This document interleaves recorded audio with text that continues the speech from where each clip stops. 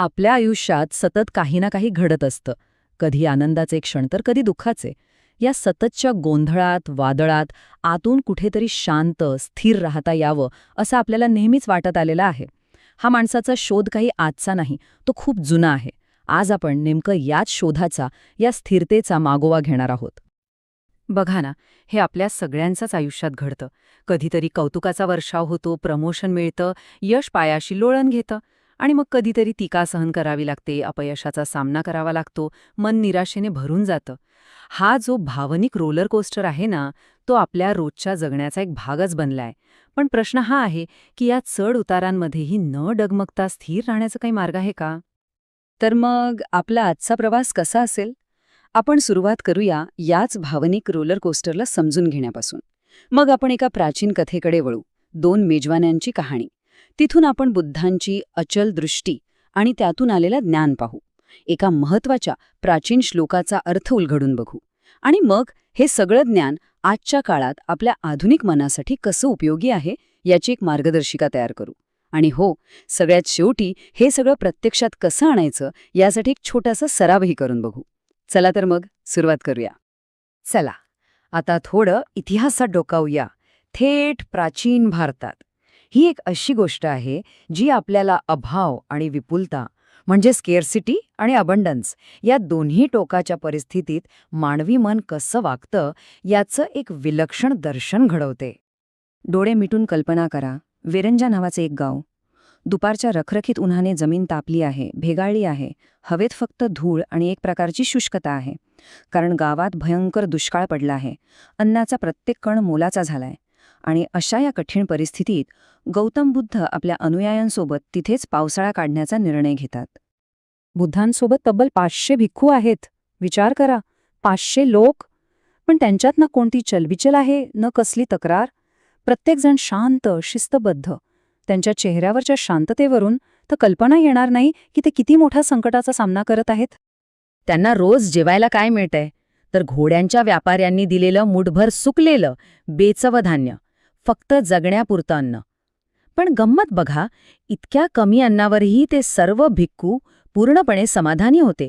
त्यांनी कधीही तक्रार केली नाही की निराशा दाखवली नाही. त्यांची आंतरिक शांती, त्यांची मनःशांती जराही ढळली नाही. आता इथे एक क्षण थांबूया आणि विचार करूया. विरंजामध्ये अन्नाचा दुष्काळ होता हे तर खरं. पण आज आपल्या जगात, आपल्या आयुष्यात कोणता दुष्काळ आहे? कदाचित वेळेचा, सतत धावपळ, किंवा एकाग्रतेचा. 100 गोष्टी एकाच वेळी लक्ष वेधून घेत आहेत. किंवा मग खऱ्या, अर्थपूर्ण मानवी संबंधांचा. आपणही नकळतपणे कोणत्या ना कोणत्या अभावाचा, कोणत्या तरी दुष्काळाचा सामना करत असतो, नाही का? काही काळानंतर दुष्काळ संपतो आणि बुद्ध त्या 500 भिक्खूंसोबत श्रावस्तीच्या जेतवन विहारात परततात. आणि तिथे चित्र पूर्णपणे वेगळं आहे. त्यांचं अगदी भव्य स्वागत होतं. लोकांनी त्यांच्यासाठी अक्षरशः पक्वान्नांची मेजवानी आयोजित केली आहे. हवेत तुपाचा, मसाल्यांचा सुगंध दरवळतोय. वेरंजामध्ये जिथे अभाव होता, तिथे श्रावस्तीमध्ये विपुलता ओसंडून वाहते. पण या विपुलतेचा परिणाम काय होतो माहितीये? जे सामान्य लोक अनेक महिने अर्धपोटी होते, ते या अन्नावर तुटून पडतात. त्यांचा स्वतःवरचा ताबा सुटतो. ते भरपेट जेवतात आणि मग आरडाओरड, गाणं, नाचणं सुरू होतं. एक प्रकारचा उन्माद चढतो. पण दुसरीकडे ते 500 भिक्खू, ते वेरंजामध्ये जसे शांत होते, तसेच ते श्रावस्तीच्या या मेजवानीतही शांत आणि स्थिर राहतात. त्यांच्या वर्तनात कोणताही बदल होत नाही. आणि बुद्ध हे सगळं शांतपणे पाहत असतात. त्यांच्या उपस्थितीने त्या वातावरणात एक अजब स्थिरता असते. ते न्यायाधीश म्हणून नाही, तर मानवी स्वभावाचे एक तटस्थ, ज्ञानी निरीक्षक म्हणून तिथे आहेत. ते पाहतात की परिस्थिती बदलताच सामान्य माणसाचं मन कसं लगेच हेलकावे खातं. आणि या निरीक्षणातूनच ते एक अत्यंत महत्त्वाचा धडा देतात. बुद्धांचे हे शब्द, हेच या संपूर्ण कथेचं सार आहे. सुख आलं की हुरळून जायचं आणि दुःख आलं की खचून जायचं, हा अज्ञानी माणसाचा स्वभाव आहे. पण खरा ज्ञानी, खरा शहाणा माणूस दोन्ही परिस्थितीत अविचल राहतो. पण हे साधायचं कसं? याचं उत्तर एका प्राचीन पाली श्लोकात दडलेलं आहे. आणि आता आपण त्या क्षणाकडे आलो आहोत, जिथे बुद्धांनी हे गहन ज्ञान, हा अनुभव एका सुंदर पाली श्लोकात गुंफला. हा श्लोक म्हणजे त्या संपूर्ण शिकवणीचं जणू हृदयच आहे.